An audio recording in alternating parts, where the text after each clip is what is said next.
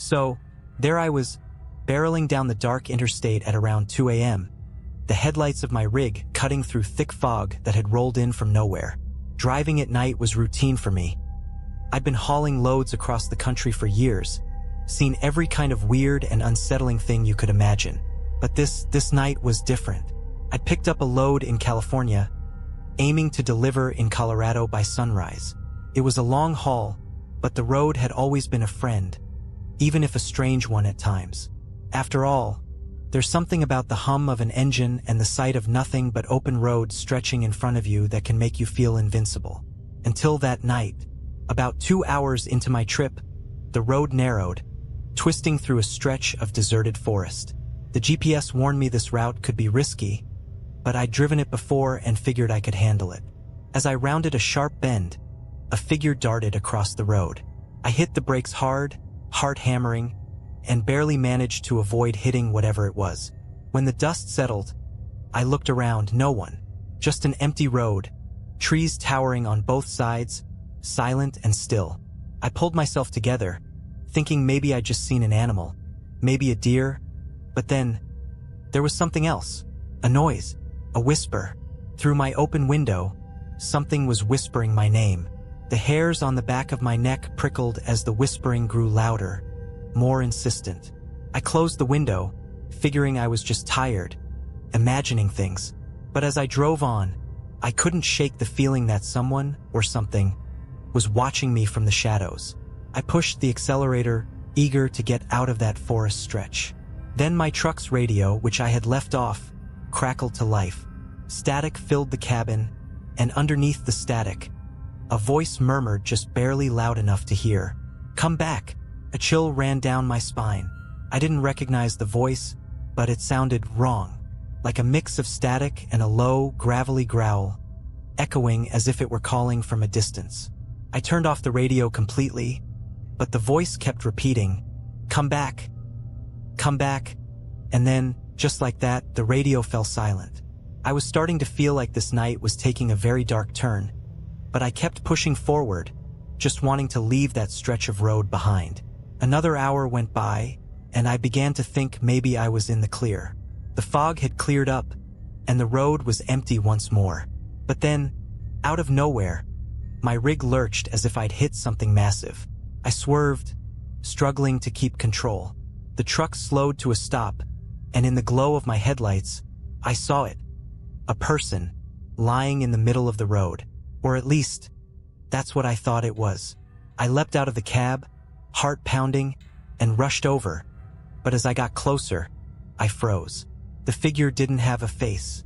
Where eyes, nose, and a mouth should have been, there was just smooth, blank skin stretched over bone. It lay there, motionless, its arms twisted at impossible angles. I stumbled back, suddenly aware of just how silent the night had become. No wind, no crickets, just the heavy, suffocating silence pressing in from all sides.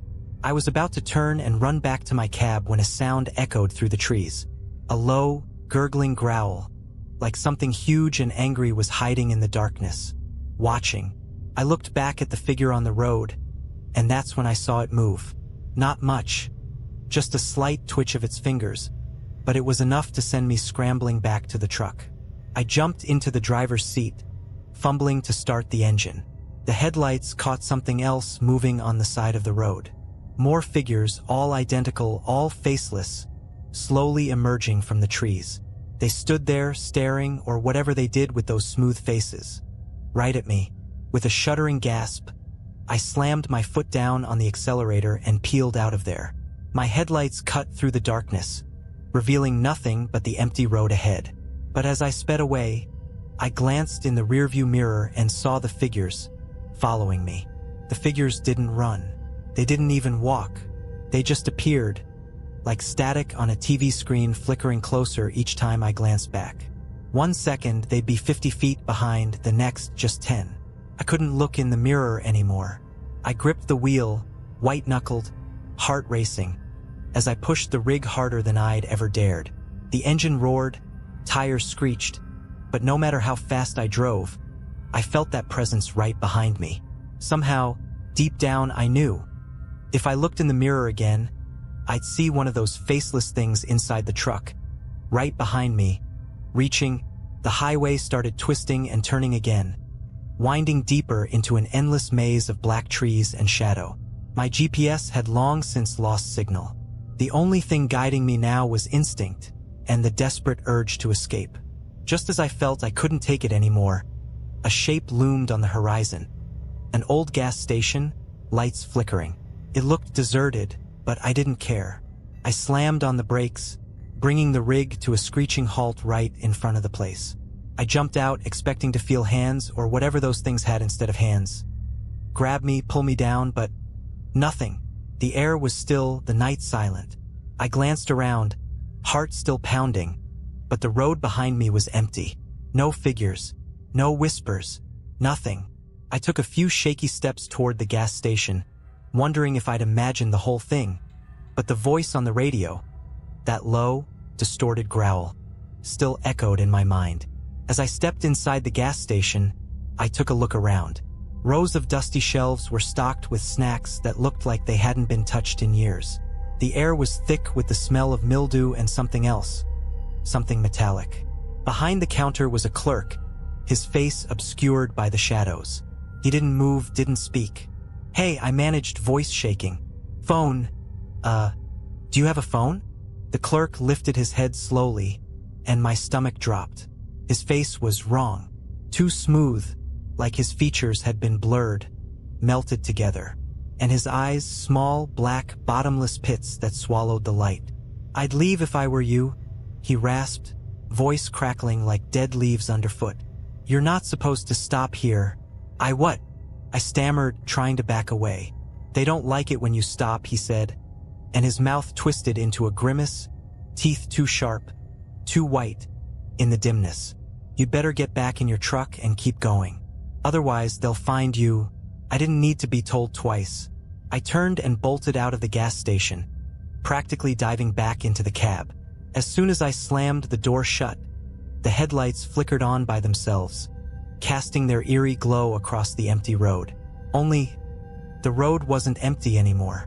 A figure stood directly in the beam of my headlights, just a few feet away. It had no face, just like the others, but this one was wearing an old, torn trucker's jacket, like it had once belonged to someone like me. And draped over its shoulders, barely visible in the dim light, was a chain, thick, rusty, with a padlock that looked as old as the road itself. The thing tilted its head to one side, almost curious, and then it took a step forward. My foot slammed on the gas before I could think. The truck lurched forward, headlights blazing as I barreled right toward it. But the figure didn't move. It just stood there, waiting, and as I passed through it, as if it was made of mist, my whole body went ice cold, a chill that froze me to the core. The radio crackled again. "Turn back," the voice whispered, as if it was right next to my ear, making the hair on the back of my neck stand up. "Turn back." The truck roared forward, but the road in front of me wasn't the road I remembered. The familiar twists and turns were gone. Instead, I was hurtling down a straight, narrow stretch lined with endless black trees. No landmarks, no signs, just an endless path that seemed to go on forever. I glanced at the clock on the dashboard. It was stuck on 2:37 a.m., the digits flickering weakly. My GPS was blank, no signal, no map, just a hollow, empty screen. I tried the radio again, desperately twisting the knob, but all I got was that same low, static-laced growl. It droned on, maddening, echoing through the cab like it was trapped with me. Then headlights appeared in the distance, a massive set, like those of a semi barreling toward me at full speed. I honked the horn, flashing my lights, trying to get the other driver's attention. But the lights didn't budge. They just kept getting closer, faster, brighter. My heart pounded as I gripped the wheel, hands slick with sweat. The headlights bore down on me until they were blinding, consuming everything in their beams. I couldn't see the road. I couldn't see anything. And just as the lights reached me, I braced for the impact, and then silence. I opened my eyes, heart still racing, and realized I was parked at a rest stop. A regular, run-down, quiet rest stop. The cab was still, the headlights shining onto an empty lot surrounded by dark trees. The clock read 5:47 a.m., and a faint, grayish light crept over the horizon. Morning was coming. I sat there for a few moments, shaken, wondering if I'd dreamed the entire thing. My fingers were stiff and aching from how tightly I'd gripped the wheel. My throat was raw from shouting, but the truck was fine. Everything was fine. I was parked like I just pulled over for a break. In a daze, I climbed down from the cab, rubbing my eyes. I looked around the empty rest stop, trying to get my bearings. The first thing I saw was another truck parked a few spaces down. It was an old, rusted rig that looked like it hadn't moved in years. And then I saw him, a man, standing just behind the truck, staring at me. He was wearing an old, worn trucker's jacket, and across his shoulders, slung like some kind of twisted burden, was a heavy chain with a padlock. I couldn't see his face, not clearly anyway. His features were shadowed, but I could feel him staring, like his eyes were burning right into me. I turned to get back in my truck, to get away from him, but as I moved, he called out in a voice as hollow and empty as the static on my radio. "They don't like it when you stop," he said, almost a whisper, barely audible over the hum of the engine. "If you keep going, they might just let you go. But if you stop again, you'll never make it out." I climbed back into my truck, hands shaking as I started the engine. I didn't look back. Couldn't. As I pulled out of the rest stop, I forced myself to focus on the road, to keep my eyes forward. The sun started to rise, its light breaking through the trees, washing over the road in front of me. But even as I left the rest stop behind, even as the sky turned from gray to blue, I could still feel his presence, a shadow lurking in the rearview mirror. And somewhere, in the distance, I heard a low, static-laced whisper trailing after me, like a faint echo from another world. "Turn back." I kept driving, and to this day I haven't stopped. Not at night, not in the fog, not when the whispers come through the radio, because I know that if I ever stop again, they'll be waiting. It was about midnight when I took a wrong turn off Interstate 80 somewhere in Nebraska. I'd been on the road for almost 14 hours straight, hauling my load across 3 states. Sleep wasn't an option. I had to make it to Denver by morning. I'd been through these back roads countless times, so the detour didn't bother me at first. But as the minutes ticked by, I couldn't shake the feeling that something was wrong. The night was unusually still. Even the usual chirping of crickets and rustling of tree branches seemed absent. Then I noticed a dim glow in the distance, a rundown gas station, miraculously still open at this hour.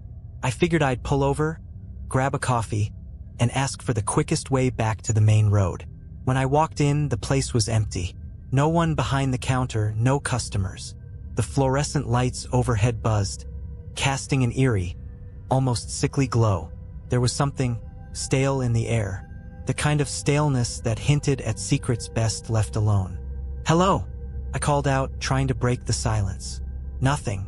Shrugging it off, I poured myself a cup of burnt-smelling coffee. Just as I was about to leave, a figure emerged from the back room. He was tall, skinny, with a face that looked like it hadn't smiled in decades. He stared at me for a long, uncomfortable moment before muttering, "Headed west?" I nodded, taking a sip from my cup, wishing I hadn't. Tasted worse than it smelled. "Stay on Route 17, he said slowly, as if each word cost him something. "And don't stop, no matter what." That got my attention. "What do you mean, don't stop?" The man didn't answer. He just gave me this haunted look and disappeared into the back. As I got back in my truck, his words stuck with me. "Don't stop." I chuckled, chalking it up to some small-town superstition. But the weirdness of the place lingered, gnawing at my mind as I merged back onto the road. It wasn't long before I saw it. A thick fog started rolling in, so dense it seemed to absorb the beams of my headlights. In the middle of nowhere, I couldn't see 10 feet in front of me. My grip tightened on the wheel as I pressed on, ignoring the instinct to slow down. Then, out of the fog, something appeared. At first, I thought it was another truck, but as I got closer, I realized it was something else. An old, battered car, creeping along in the same direction I was heading. The car's taillights flickered like they were barely holding on. It was too slow, so I pulled into the other lane to pass it.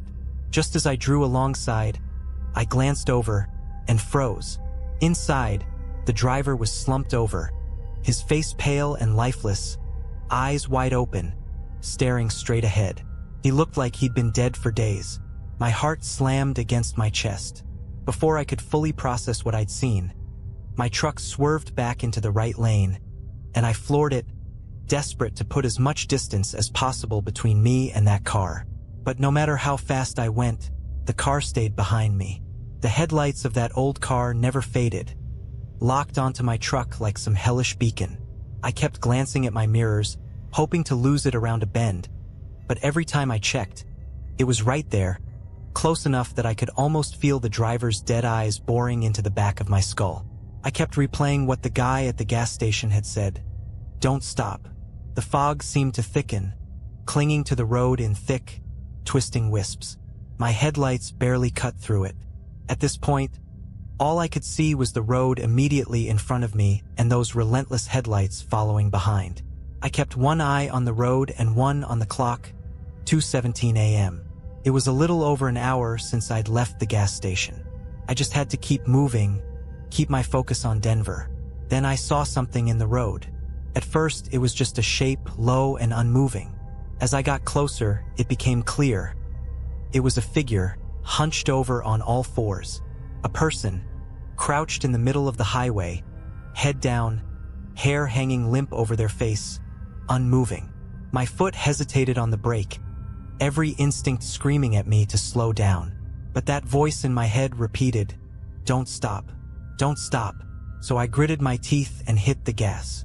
I veered to the left, my tires skidding slightly as I swerved around the figure, narrowly missing it.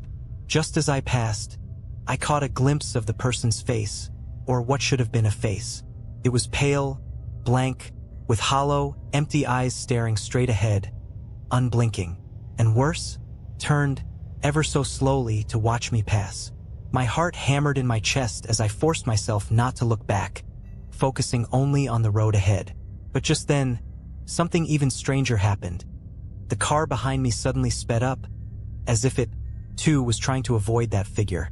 It swerved erratically, almost losing control, before managing to right itself. That was the first time I felt it, the bizarre sense that maybe that thing wasn't chasing me. Maybe it was trying to outrun something else. But that didn't make sense, did it? A dead driver still driving? My mind raced, trying to rationalize it all, but the fear kept me grounded. All I could do was keep my foot pressed on the gas and push forward, faster and faster, as the fog seemed to close in tighter, wrapping around the road like some kind of living, breathing thing. And then, just ahead, the fog parted, and another figure appeared, standing in the center of the road. This time, it wasn't crouched or motionless. It was upright, tall, and waiting. The figure loomed in the middle of the road, a shadowed shape with its face turned toward me. Its arms hung stiffly by its sides, fingers outstretched like claws, as though it were ready to grab onto anything that dared get close. Couldn't stop. I wouldn't stop. I gripped the wheel and barreled forward, the truck's engine roaring as I pressed down harder on the gas. But just before impact, the figure shifted. No, it melted. It seemed to dissolve, reforming beside my window as I flew by, gliding effortlessly with the speed of my truck. My heart stopped. His face was there, right outside my window, staring in at me. It was a man, or at least it used to be. His skin was translucent, stretched tightly over his skull, and his eyes were pure white, empty and endless. His mouth hung open in a silent scream, jaw unhinged in an expression of pure, primal terror. I felt an icy chill radiate from the glass, seeping through the window and into my bones. Then, as suddenly as he appeared, he was gone. I glanced into my side mirror, half expecting him to still be there, clinging to the side of the truck. But the mirror only showed empty road behind me, winding back into the mist. Except, the headlights were gone. The car, the one that had been tailing me, had disappeared. I took a shaky breath, almost relieved, but my grip didn't relax. Something wasn't right. That car couldn't have vanished without a trace. And the fog, it was thicker than ever, swirling around me like smoke from a fire. I felt trapped, like the road was shrinking, closing in. That's when I heard it, the unmistakable sound of footsteps on the roof of my truck. Slow, deliberate footsteps, moving from the back of the cab toward the front. I couldn't make sense of it. There was no way anyone could be up there. We were still moving at high speed, but the sound was undeniable.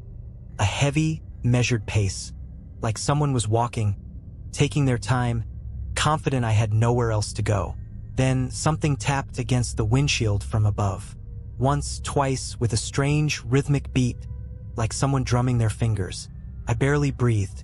My knuckles were white on the wheel as I kept my eyes fixed on the road, praying I'd see some sign of civilization, some light, any break in this nightmare. Then, slowly, the sound shifted. It was no longer tapping.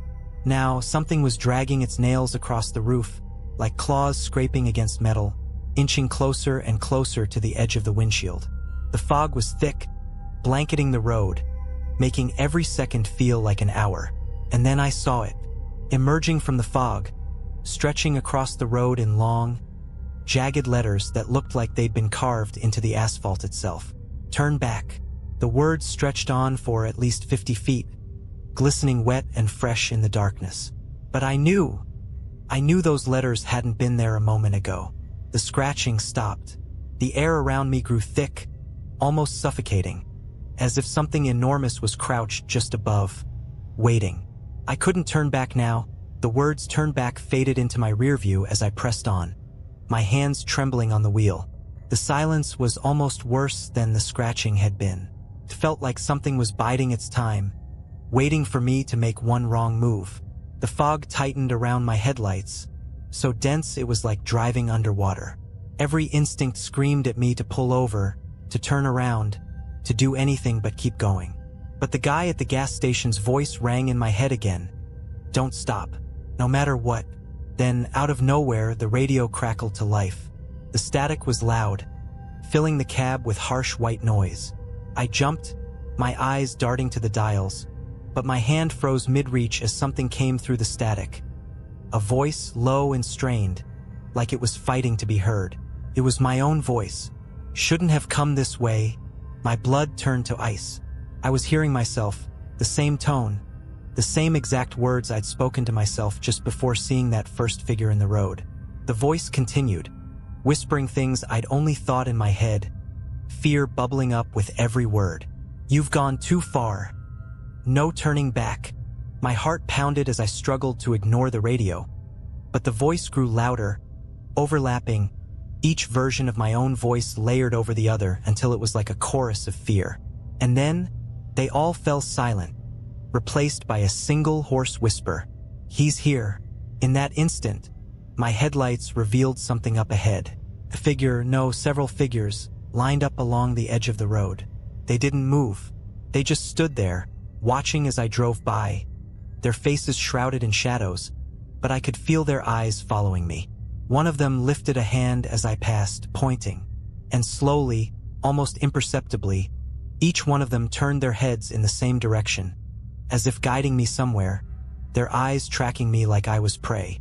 I could feel the weight of their gaze, heavy and consuming, as I gripped the wheel, desperate to outrun whatever this was. I forced myself to look straight ahead, my pulse hammering, barely breathing, hoping this would end. Then the road began to twist, bending into turns that shouldn't have been there. I knew this route, and it was supposed to be a straight shot, but now it was winding and narrow, and every turn felt like it was leading me deeper into some unseen trap. And that's when I saw the headlights behind me again. Only this time there were two sets. One came closer, accelerating fast, the light growing brighter, almost blinding in my mirrors. The other stayed back, as if keeping its distance, watching and waiting. My hands were slippery with sweat as I tightened my grip, the truck rumbling as I sped up. But no matter how fast I went, the headlights behind me got closer and closer, like they were chasing me, herding me forward down this cursed road. I glanced in my side mirror, And that's when I saw something that made my stomach drop. There was a figure in the passenger seat beside me. I couldn't look directly at it, my vision fixed on the road, every instinct screaming not to acknowledge whatever was sitting there beside me. But in my peripheral vision, I saw just enough. The figure was hunched, its bony hands resting on its knees, fingers tapping a slow, deliberate beat. Its skin was gray, taut, and corpse-like, stretched over a face that was turned toward me, unblinking. Its eyes were pits of darkness, endless and consuming, and even without looking straight at it, I felt its gaze boring into me. It leaned closer, the stench of rot and damp earth filling the cab, pressing down on me. I clutched the wheel, knuckles white, struggling to keep my focus on the road. My heart raced, each beat louder than the last, thundering in my ears. The voice on the radio returned, faint but unmistakable, whispering the same words over and over. "He's here. He's here. He's here." I pressed down harder on the gas, the truck roaring as I tried to outrun the voice, the figure, the headlights chasing me. But no matter how fast I went, the road kept twisting, leading me deeper into some unknown place, the fog thickening, the turns sharper, narrower, until I barely had control. The figure beside me shifted. Slowly, it raised one skeletal hand and pointed forward, guiding me. I didn't want to look, didn't want to follow, but the road seemed to have a mind of its own, curving sharply as if steering me right where the figure wanted. And then, in the distance, I saw a bridge. It loomed out of the fog, old and decrepit, the kind of structure that looked like it hadn't seen use in decades. The wood was dark, slick with something that glistened in the fog, and the beams above it were twisted and broken, barely holding together. A shiver ran through me, but I couldn't stop. The headlights behind me flared, blinding, pushing me forward. The figure beside me whispered something, a garbled mess of words that chilled my blood. My mind raced, trying to make sense of it, to understand, but it was like hearing a language from a nightmare, words that shouldn't exist. As I approached the bridge, the figure leaned in, closer than ever, so close I could feel the cold radiating off it, freezing the air between us. Its lips cracked open, and for the first time, it spoke clearly. "You can't escape. He's waiting." My pulse skittered. I could barely breathe. The bridge stretched out before me, endless and dark, a chasm below it that seemed to go on forever. I wanted to slam on the brakes, to turn around, but the figure's gaze pinned me in place, a weight that rooted me to the seat. Then, just as my front wheels hit the bridge, the headlights behind me went dark. The road behind me disappeared into the fog, swallowed whole, leaving only silence. And that's when I heard it. A low, deep growl, rumbling up from beneath the bridge. It was an animalistic sound, primal and hungry, echoing through the night like a warning. My heart hammered, my skin cold as I gripped the wheel, inching forward, barely breathing. The sound grew louder, closer, as if something was moving up from the darkness below. I risked a glance at the figure beside me, desperate for some hint of what was happening. But it was gone. The passenger seat was empty, the stench of rot lingering, but the figure had vanished without a trace. Then, with a crack, the bridge beneath me shuddered, with splintering as something massive began to move below. The bridge groaned under the weight of the truck, the wood buckling, shifting, as if something immense and alive was moving just beneath the surface. The fog thickened, swallowing the edges of the bridge and turning everything outside my windshield into a dense, suffocating wall of gray. I was trapped, caught on this ancient, crumbling bridge with nowhere to turn, no way to go but forward. And then, out of the fog ahead, I saw it. A figure tall and unnaturally thin, standing directly in the center of the bridge. Its body seemed to blend with the mist, limbs elongated and warped, twisting into unnatural angles. I slammed on the brakes, the truck skidding to a halt just feet away from the figure. My hands were shaking as I watched it stand there, motionless. For a few moments, nothing happened. I thought maybe it was just another apparition, something that would vanish if I just blinked or looked away. But then it began to move, its head tilting, jerking toward me as if it had finally sensed my presence. It took a step forward, the wood creaking under its weight, and I saw its face for the first time. It had no eyes, just empty, hollow sockets staring into me, somehow seeing everything. Its mouth stretched impossibly wide, twisted into a grotesque grin that seemed to grow larger with every step. The closer it came, the more I felt my courage drain away, replaced by a cold, numbing fear that gripped me from head to toe. The growling sound beneath the bridge grew louder, now accompanied by the splintering of wood as the structure gave way piece by piece. Whatever was down there was rising, and it felt like the whole bridge would collapse at any moment. I knew I had seconds left to decide. Somehow, I forced myself to move. I slammed the truck into reverse, trying to back up, but the bridge shuddered violently, lurching downward as the beams split and cracked. The headlights flickered, casting strange, twisting shadows across the fog, illuminating the creature just inches from my hood. Its fingers stretched out, reaching for me.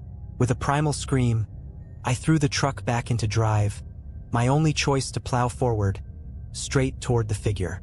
The truck lurched, its wheels skidding across the splintering wood, but I kept going, pressing down on the gas with everything I had. The creature let out a shrill, inhuman scream, its mouth widening even further as I barreled straight into it. I braced for impact, but when I hit, the figure exploded into mist, vanishing as though it had never been there. The truck roared onto the other side of the bridge, but the growling below followed me, relentless. In the rearview mirror, I saw the bridge behind me collapse into the chasm, the fog closing in as planks and beams tumbled into darkness. I kept driving, not daring to stop until the fog finally thinned and the road opened up. My heart pounded as I reached a crossroads, the signs pointing toward Denver glinting under my headlights. It was over. Somehow I'd made it. But as I rolled to a stop to catch my breath, something caught my eye in the rearview mirror. Just a glimpse, but enough to send a cold chill down my spine. In the shadows at the edge of the road, barely visible in the dim light, was the figure. Standing there, motionless, its hollow eyes locked onto me. I didn't wait. I slammed the gas, tearing down the highway, heart racing, knowing that I'd left something back on that bridge, but something else had followed me.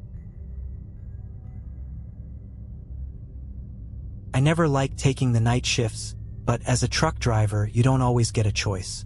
You just take the load and go. That night, the dispatcher called late, saying they had a last-minute job for me. A run out to a small town in the middle of nowhere. One of those places that barely appears on a map. And yeah, it sounded a bit weird. The guy on the phone wasn't our usual dispatcher, just some low voice with too much static in the background. But it paid double and I wasn't about to turn that down. I should have turned it down. Around midnight, I was on a narrow highway, trees dense on both sides, swallowing up any light besides my headlights. The road was dead empty. Not a single car passed me in the last hour. Radio static buzzed quietly in the background, the only sound besides the hum of the engine. A good way to stay alert, I told myself. But something in the air felt wrong. The kind of feeling you get when someone's watching you, even if you're all alone. After a while, I started noticing strange signs along the road. Nothing like the usual mile 25 or no littering ones. These were old, rusted, barely hanging on their posts. I squinted as one came into view. It had no words, just a hand-painted symbol of a twisted figure. Its head was cocked to one side, its limbs longer than humanly possible. That uneasy feeling grew worse. I turned my eyes back to the road, shaking it off as just some prank from local kids. But then the radio crackled louder. Through the static, there was a faint voice, just a whisper, like someone far off. "Turn around," it said. Then, nothing. I laughed a bit, chalking it up to a prank or my own sleep-deprived mind, but I turned the volume down anyway. After about 20 minutes, I saw something in the road up ahead. A silhouette, maybe 30 yards away, walking along the edge of the highway. Just a shadow in the glow of my headlights. At first, I thought it was an animal, but as I got closer, I realized it was a person. They wore a long, tattered coat and didn't seem to notice my truck barreling down behind them. It wasn't until I was practically on top of them that they finally looked up. Their face, if you could call it that, wasn't right. The features were blurred, almost melting together like a half-formed clay sculpture. Eyes too large, mouth stretched into a frozen, unnatural smile that twisted at odd angles. As I sped past, their gaze snapped to meet mine, unblinking. I felt a shiver crawl up my spine. I knew I should have kept driving, but I slowed down, glancing in my rearview mirror. There was no one there, just the empty road behind me. I sped up. The voice on the radio came back, crackling with static. Louder this time. "You need to leave." I pressed the power button, trying to turn it off, but the voice kept coming, scratchy and distorted. I hit the button harder. Nothing. Then, a burst of static cut through the silence, and I heard the sound of footsteps.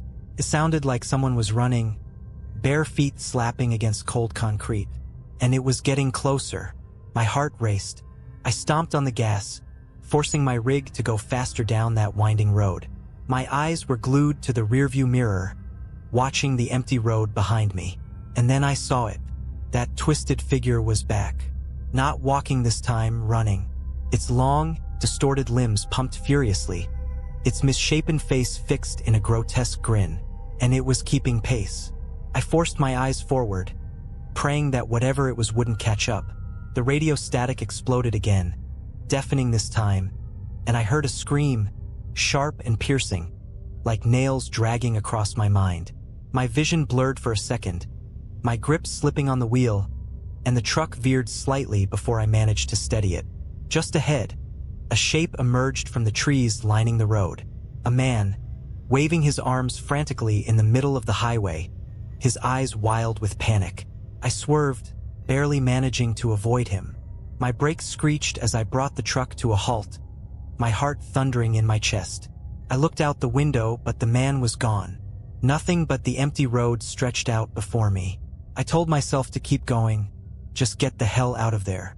But something in me, maybe the old trucker's code of helping others, made me check the side mirror again.